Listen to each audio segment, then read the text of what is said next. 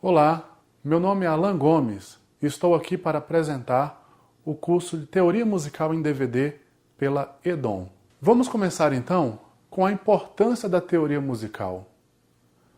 Bom, a música, ela é uma arte, mas ela não é somente uma arte, ela também é uma ciência. E é uma ciência dividida em vários campos: teoria musical, ritmo, solfejo, percepção, harmonia, contraponto, composição, regência, entre outras ciências. Uma das importâncias da teoria musical é justamente que ela é a base de todas as outras ciências musicais. Ela é o alicerce. Ou seja, normalmente a gente começa estudando teoria musical para depois começar a estudar harmonia, estudar contraponto, estudar regência, composição, etc. Ou seja, ela na verdade ela é a base de todas as outras ciências musicais. Além disso, o músico se desenvolve não só pelo que ele ouve ou porque ele vê, mas principalmente porque ele toca. Então, muito da técnica do instrumentista é baseado no que ele toca, do compositor é baseado na sua análise. Então, a partitura ela fornece para o músico um campo rápido e prático para se analisar toda a experiência de uma geração de músicos anteriores que é carregado nessa infinidade de partituras que nós temos disponíveis. Outro ponto positivo da partitura é fornecer ao aluno que está se musicalizando um enorme apoio para o desenvolvimento dele, tanto de ritmo, tanto de harmonia, tanto de melodia, ou seja, ele, na verdade, para quem está começando, ele é um ponto de apoio muito bom, muito forte. Bom, além disso, o conhecimento da partitura é muito importante para se passar os seus conhecimentos para frente. Por exemplo, um compositor, ele pode muito bem escrever a sua música e, através da partitura, passar as suas obras para outras gerações ou para os seus alunos, enfim. Bom, você deve se perguntar que tem muita gente que não conhece absolutamente nada de teoria e simplesmente se tornam músicos excepcionais, bons músicos. Bom, primeira coisa que eu tenho que falar para você é o seguinte: essas pessoas, elas são a grande minoria. Se você, por acaso, conseguir estudar música e se tornar um excelente músico sem saber absolutamente nada de teoria, parabéns! Você faz parte desse grupo seleto aí, em que o talento é tão grande, e é claro, a dedicação, a força de vontade também, que eles conseguem simplesmente transcender a grande maioria das dificuldades, das barreiras.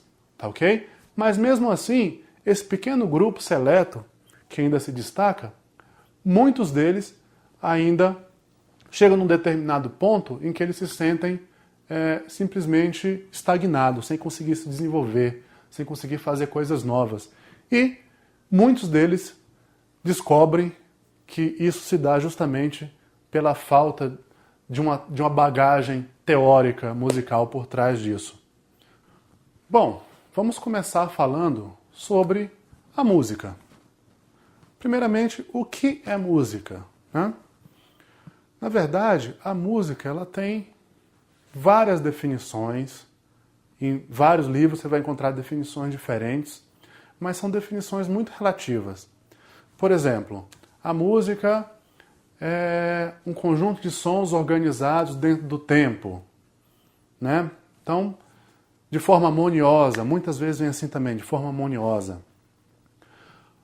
Bom, esse contexto, essa definição, tem muitas controvérsias hoje em dia no que seria música, na verdade. Porque uma música, na verdade, ela não precisa estar enquadrada dentro do tempo, ela não precisa estar de forma harmoniosa. Schaeffer, no seu livro também, no seu livro Ouvido Pensante, ele também fala uma coisa muito interessante, que a música ela precisa ter a intenção de ser feita. Como assim? Por exemplo, se você passa numa obra e tem um pedreiro batendo um martelo lá, aquilo não é música, aquilo não é intencional. Mas de repente se você cria uma sinfonia do martelo e coloca alguém batendo martelo lá, ela se torna uma música. Música também não precisa ter som. Por exemplo, tem uma série de grupos aí surgindo de percussão corporal. Um dos mais conhecidos aqui no Brasil é o Barbatuques, que não há, algumas músicas dele não há som nenhum, é só percussão corporal. E é música. Há a presença do ritmo, mas há a ausência da nota musical. Ok? Então, há muitas controvérsias sobre o que seria música. Poderíamos dizer, então, que a música seria um conjunto de sons organizados dentro de um tempo e com a intenção de ser produzida, mas sabendo que é uma definição aí com certas ressalvas, tá ok? A música não necessariamente precisa ter esse conjunto de características. Vou falar agora sobre as partes da música. A música é dividida basicamente em 4 partes: melodia, harmonia, ritmo e contraponto. O que seriam cada uma delas? Bom, a melodia ela trata do conjunto de notas sucessivas e ordenadas dentro de um tempo. Tá ok? É como se fosse o tema da música. Um exemplo disso seria, vou tocar aqui, a Nona Sinfonia de Beethoven. Então seria a melodia dela, seria isso aqui.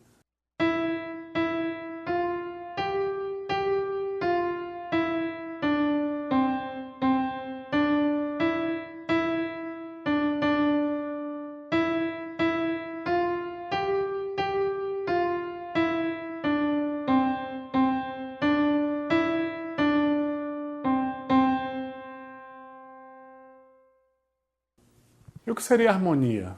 A harmonia, ela trata da verticalização dos sons, ou seja, são notas tocadas simultaneamente. Então a harmonia, ela trata especificamente do que a gente chama de acordes, ou seja, ela estuda os acordes e a relação entre eles, tá ok?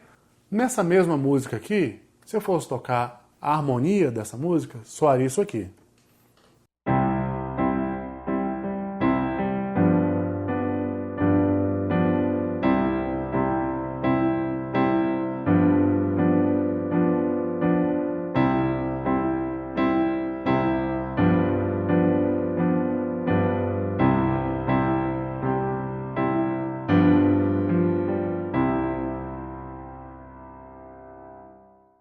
Se eu for tocar a melodia junto com a harmonia, eu tenho esse resultado. Vou cantar a melodia.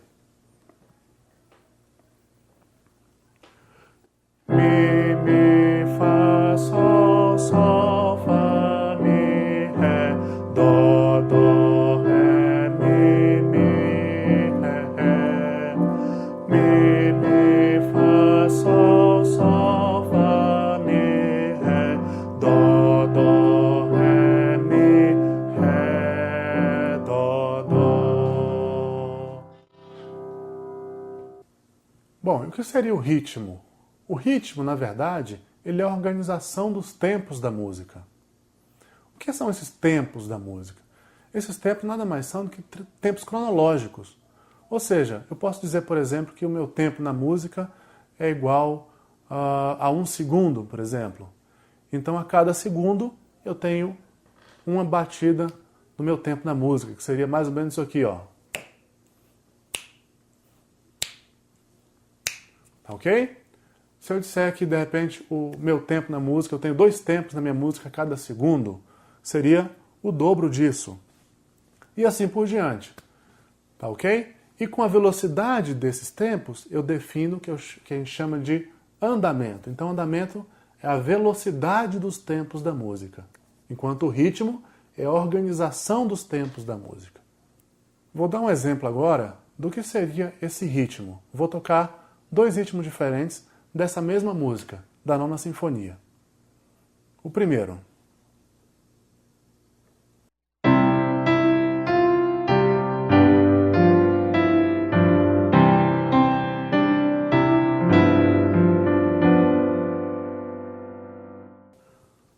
O segundo.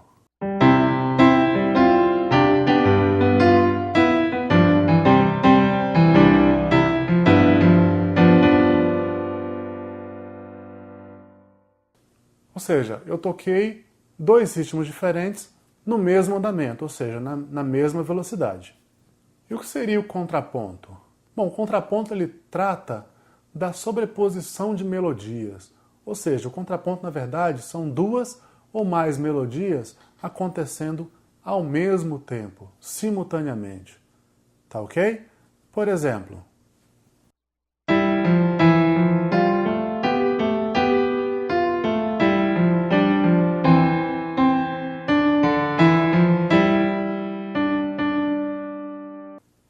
bom, se você perceber, eu toquei então a melodia principal da Nona Sinfonia, a primeira parte da melodia principal, e criei simultaneamente uma segunda melodia, de forma com que essa segunda melodia soasse bem junto com a primeira.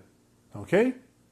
Bom, para cada uma dessas partes da música, ela na verdade são um campo de estudo da música, ou seja, a harmonia na verdade é uma matéria que é estudada separadamente, o contraponto também, ok? A parte rítmica também é estudada separadamente, ou seja, cada uma dessas partes, na verdade, elas demandam um certo tempo de aprendizado, uma certa dedicação, e são matérias que você vai ver posteriormente a esse curso de teoria musical. Na verdade, esse curso de teoria musical ele é a base para você estudar tanto a harmonia quanto o contraponto. Tá ok? E o ritmo normalmente é estudado paralelamente ao curso de teoria musical. Bom, o som nada mais é do que a vibração de um corpo sonoro. Como assim? Bom, nós temos um objeto que produz o som através de vibração. Essa vibração ela é transmitida para as moléculas de ar que estão em volta desse corpo sonoro. E essas moléculas de ar que estão em volta transmitem essa vibração para as outras vizinhas. E aí essas vibrações vão passando de uma para outra, até chegar no ouvido do ouvinte. Esse ouvido, quando chega na membrana do tímpano, ela, por sua vez, transforma essas vibrações em impulsos elétricos, que transmite para o cérebro. E o cérebro, por sua vez, é o responsável por identificar o tipo de som. Ou seja, o som, na verdade, ele só é identificado no cérebro. Eu falei anteriormente que o som ele é transmitido através das moléculas de ar. E essa transmissão através das moléculas de ar está através das ondas sonoras. Ok? Então nós temos, basicamente, dois tipos de onda sonora, que é a onda sonora regular e a irregular. A regular é mais ou menos assim. E a irregular, assim, por exemplo. Ok? Então, o som que possui uma onda regular é também um som regular, ou seja, ele possui altura definida.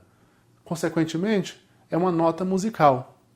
Todo som irregular, todo barulho, ele possui uma vibração irregular. Todo som regular, uma nota musical, possui uma onda sonora regular. E o som também possui 4 características básicas, assim como a música. Essas características são as seguintes: altura, intensidade, timbre e duração. A altura, ela se refere ao som alto ou baixo. Nessa questão, nós temos um pequeno problema de entendimento, porque a gente fala da altura como se fosse intensidade, como se fosse volume. Na verdade, um som alto não quer dizer um volume muito intenso, um volume forte. Ele, na verdade, alto significa agudo, tá ok? E baixo significa grave. Então, na verdade, um som alto é esse aqui. Ou então esse aqui. Os dois estão altos, porque estão agudos. Mesma coisa acontece ao contrário. Isso aqui está baixo. E esse aqui também. Tá ok?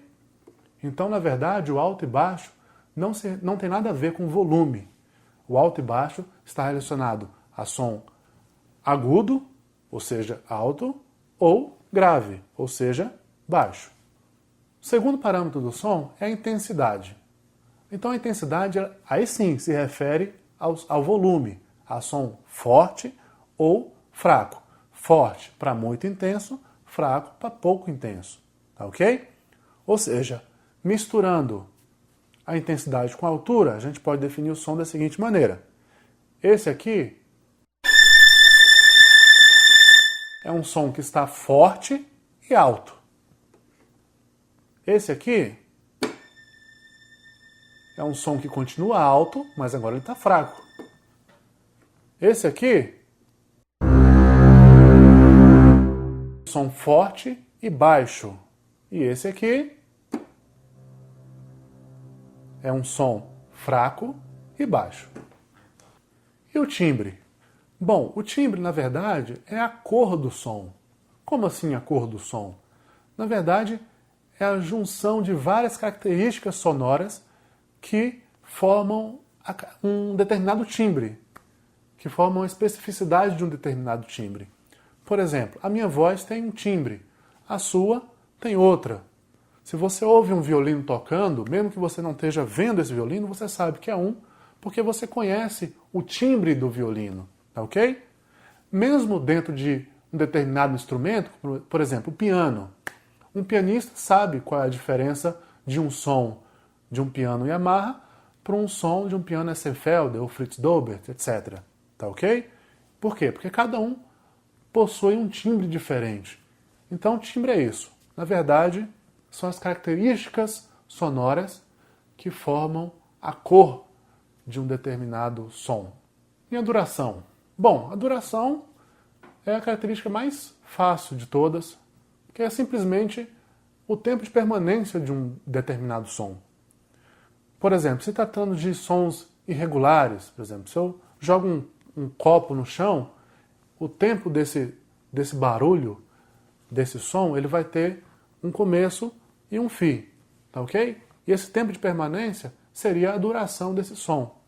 Então, por exemplo, um apito de um navio, que tem um som um pouco mais longo,